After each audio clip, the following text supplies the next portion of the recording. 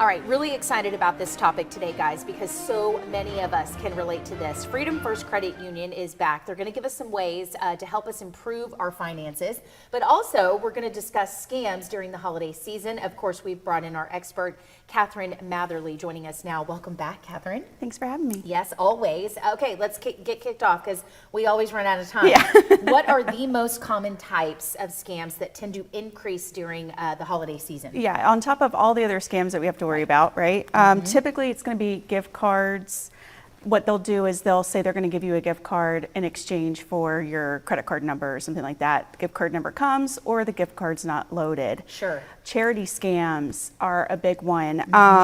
Delivery scams, we've seen these a lot with the USPS. It's a fake text that comes through, says that something's being delivered, can't be for whatever reason. I've received that one before. Yeah, and that also ties in with package theft. That's another one that comes up. That could be in addition to someone just casing your neighborhood and stealing the packages right off your door if you're not home. Romance scams, a lot of people are lonely around the holidays. Maybe their family doesn't live in town. Romance scams go a little bit higher around that time. And then counterfeit merchandise is on a rise recently. Those are going to be things that are typically advertised through social media. And then I did hear of a recent case of the Felony Lane gang. I just encourage everyone to look that up because it can be a little scary. All right, now a lot of good ones. I think we can all relate to this for sure. How can people recognize just warning signs that whether it be an email that comes through, an online deal, or even a message, how can we know that it's a scam?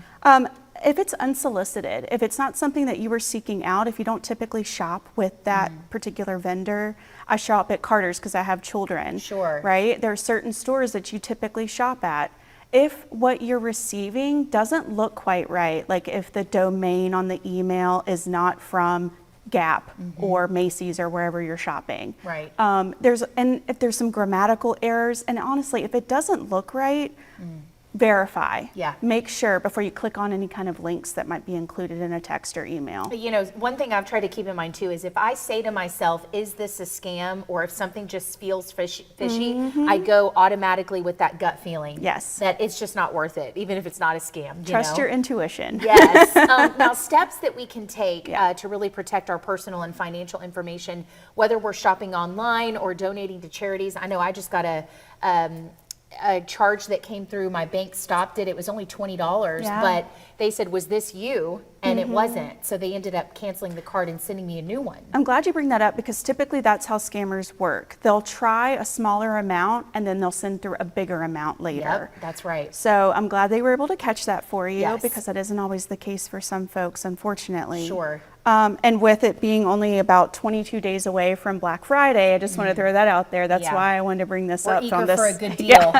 Eager for a good deal, but that's when scams typically are on the rise. But to answer your questions, just verify. Okay. Verify any information. Don't give out your personal information if you aren't 100% sure of where you're either giving money to a charity or purchasing that item from. Right. Verify, verify, verify. Okay, now what should someone do if they suspect that they have fallen victim to a holiday scam? How can they report it? Yeah, first, get in touch with their local law enforcement, but also if that's through your credit card or your bank's, your financial institution, go directly to them and say, hey, I think this happened to me.